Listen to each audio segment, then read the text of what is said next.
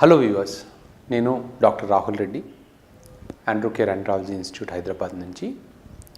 ఈరోజు మనం sexual problems ఉన్న వాళ్ళు ఎలాంటి టెస్టులు చేయించుకోవాలి, ఎందుకు చేయించుకోవాలి అనే దాని గురించి మాట్లాడదాం. అంటే జనరల్గా దీన్ని ఎవాల్యుయేషన్ అంటాం. ఎవాల్యుయేషన్ అంటే అసలు ప్రాబ్లం ఎందుకు వచ్చింది అని కనుక్కోవడానికి చేసే టెస్ట్లని.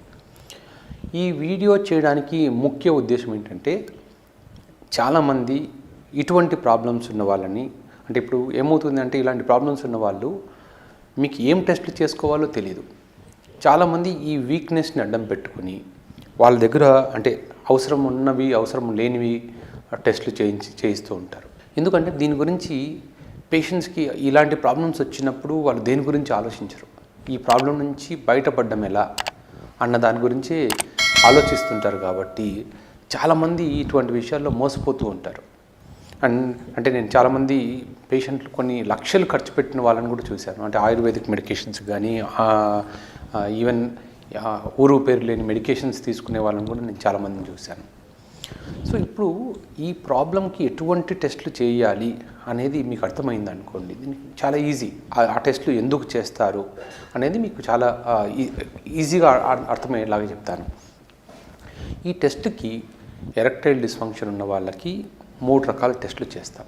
ఆ 3 రకాల టెస్టుల్లో ఒకటి ఏంటంటే హార్మోనల్ ఎవాల్యుయేషన్ అంట.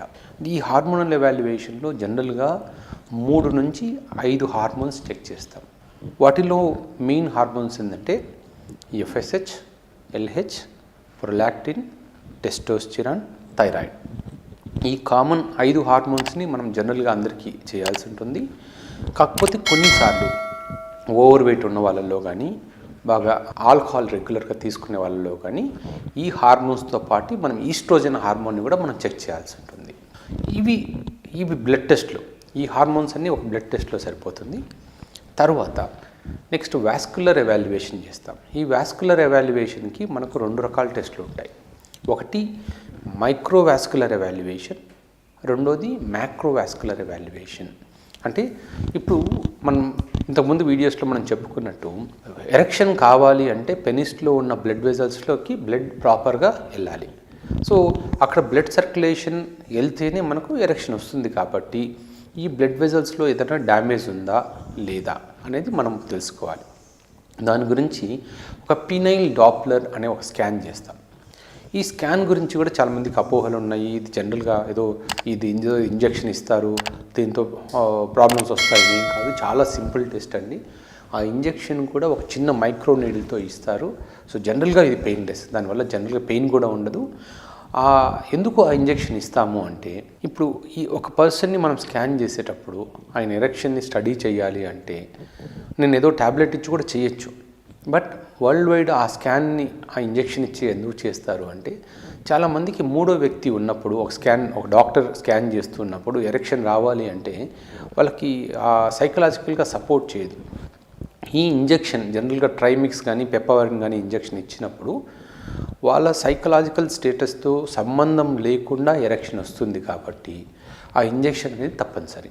సో ఈ పీనైల్ డాప్లర్ అనేది జనరల్గా 20 minutes to 40 minutes టైం పడుతుంది.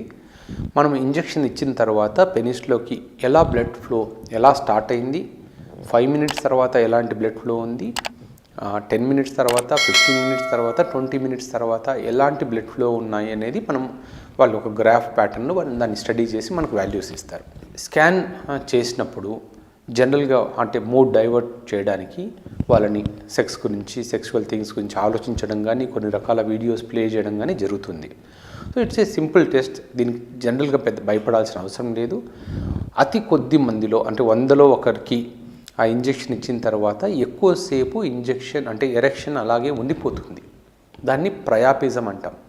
ఆ ప్రయాపిజం ఉన్నప్పుడు దానికి వెంటనే మనం అంటే విరుగుడు ఇంజెక్షన్ అంటే ఆపోజిట్ ఇంజెక్షన్ కానీ కొన్ని రకాల ట్యాబ్లెట్లు ఇస్తే జనరల్గా ఈ ప్రయాపిజం ఉన్నప్పుడు ఒకసారి స్పెర్మ్ రిలీజ్ అవ్వగానే ఎరెక్షన్ తగ్గిపోతుంది. కొంతమందికి 100లో ఒకరికి అది తగ్గిపోకపోతే దానికి ఇంకొక ఇంజెక్షన్ ఇస్తాం. కాబట్టి దాని గురించి ముందే ఈ టెస్ట్ చేసేటప్పుడు వార్న్ చేస్తారు. అంతేగాని ఈ టెస్ట్ వల్ల మేజర్గా ఏదో డ్యామేజ్ అవుతుందని ఏంటి.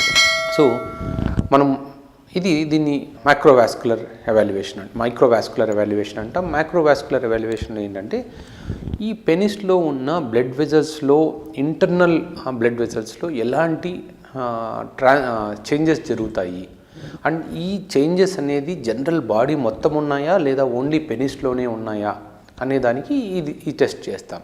దీనికి జనరల్గా పెరిస్కోప్ కానీ ఎండోప్యాట్ కానీ అంటే ఇవన్నీ ఎండోథీలియల్ అసెస్మెంట్ టెస్ట్లు అంటాం.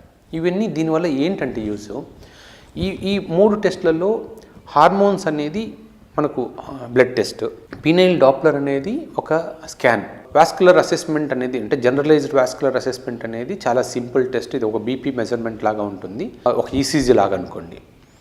సో దానివల్ల మనకి ఏం తెలుస్తుందంటే ఇప్పుడు ఎరెక్టైల్ డిస్ఫంక్షన్ అనేది అంటే ఓన్లీ పెనిస్లో ఉన్న బ్లడ్ వెజల్స్లో డ్యామేజ్ మాత్రమే అయిందా, జనరల్ మొత్తం బాడీలో ఉన్న అన్ని బ్లడ్ వెజల్స్లో డ్యామేజ్ ఉందా తెలుసుకోవడానికి. ఎందుకు అంటే ఎవరికైతే సివియర్ హార్ట్ రిలేటెడ్ ప్రాబ్లమ్స్ కానీ డయాబెటీస్, హైపర్ టెన్షన్ ఉండి ఈ ప్రాబ్లమ్స్ని వల్ల అంటే వాటి వల్ల ఇది వచ్చినప్పుడు మనం కొన్నిసార్లు ఏం చేస్తాము, పేషెంట్స్కి డయాబెటీస్ ఉందని తెలీదు, హైపర్ టెన్షన్ ఉందని తెలీదు, ఫస్ట్ టైం అంటే వాళ్ళకి ప్రాబ్లం ఇదే ఉండొచ్చు, ఎరెక్టైల్ డిస్ఫంక్షన్తోనే క్లినిక్కి వస్తారు. అది వచ్చినప్పుడు మనకు ఇది జనరల్ వాస్కులర్ ప్రాబ్లమా ఓన్లీ పెనిస్లో ప్రాబ్లమా అని ఐడెంటిఫై చేయగలిగామనుకోండి. ఇప్పుడు ఈ జనరల్ ప్రాబ్లం మనం వెంటనే వాళ్ళని ట్రీట్ చేయకూడదు. వాళ్ళని వెంటనే ఫిజిషియన్ దగ్గరికి కానీ కార్డియాలజిస్ట్ దగ్గరికి పంపించి వాళ్ళ జనరల్ ప్రాబ్లమ్ని ఫస్ట్ ట్రీట్ చేసి తర్వాత మనం ఎరెక్టైల్ డిస్ఫంక్షన్ని ట్రీట్ చేయాలి. అది కొంతమందికి అయితే అసలు ఆ జనరల్ ప్రాబ్లమ్ ట్రీట్ చేయగానే ఆటోమేటిక్గా ఎరెక్షన్ ప్రాబ్లమ్స్ కూడా సెటిల్ అవుతాయి. సో దానికోసం మాత్రమే ఈ టెస్ట్ చేస్తాం. ఈ టెస్ట్లు చేయడానికి జనరల్గా మొత్తం మీద అరౌండ్ 6,000 to 8,000 రూపీస్ అవుతుంది. అంతకన్నా మీకు జనరల్గా స్పెండ్ చేయాల్సిన అవసరం లేదు. సో ఈ టెస్ట్లన్నీ అవుతే మీకు ఒక క్లారిటీ వస్తుంది, ఏ ప్రాబ్లం దేనివల్ల వస్తుంది, ఎన్ని మంత్స్ ట్రీట్మెంట్ ఎన్ని మంత్స్ పడుతుంది, మనం ఈ ప్రాబ్లమ్ని కరెక్షన్ చేయాలి అంటే ఎలాంటి లైఫ్ స్టైల్ చేంజెస్ అంటే చేసుకోవాలి అనేది మనకు తెలుస్తుంది. ఇవి కాకుండా అడిషనల్ టెస్ట్లు ఉంటాయి. అంటే ఇప్పుడు ఒకవేళ వాస్కులర్ ప్రాబ్లం వచ్చింది అనుకుందాం అనుకోండి, ఒక 25 years అబ్బాయికి వాస్కులర్ ప్రాబ్లం వచ్చింది అంటే ఏదో కారణం వల్లనే వచ్చి ఉంటుంది. ఎందుకంటే ఏదో డయాబెటీస్ ఉండడం వల్లనో, హైపర్ టెన్షన్ గానో, కొలెస్ట్రాల్ పెరగడం వల్లనో, వాళ్ళ హ్యాబిట్స్ లైక్ స్మోకింగ్ కానీ, ఆల్కహాల్ కానీ, కొంతమందికి కొలెస్ట్రాల్ పెరగడం కానీ అవన్నీ ఉంటాయి. కాబట్టి దాన్ని మనం ట్రీట్ చేయాలి. కాబట్టి అక్కడి నుంచి మనం ట్రీట్మెంట్ స్టార్ట్ చేయాలి. సో దాంతోపాటు కొంతమందికి కొలెస్ట్రాల్ టెస్ట్ చేస్తాము. అది కొలెస్ట్రాల్ టెస్ట్ అనేది ఎక్కడైనా కామన్గా జరిగేదే కాబట్టి అది చాలా సింపుల్ టెస్ట్. రెండోది హోమోసిస్టీన్ టెస్ట్ అంటాం.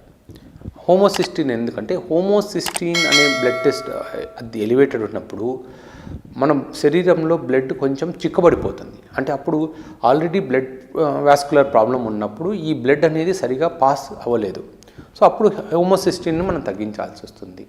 ఇవన్నీ కాకపోతే ఈ లిపిడ్ ప్రొఫైలు, హోమోసిస్టీను, తర్వాత దాంతోపాటు వైటమిన్ డి, ఇవన్నీ అడిషనల్ టెస్ట్లు. అంటే తర్వాత నెక్స్ట్ లెవెల్లో ఇప్పుడు టెస్టోస్టెరాన్ బాగా తక్కువ ఉందనుకోండి, అప్పుడు మనం వాటి ఎవాల్యుయేషన్ కోసం చేసుకోవాలి తప్ప ఇనీషియల్గా మనకి ఈ హార్మోన్స్ ఉంటే మనకు సరిపోతుంది.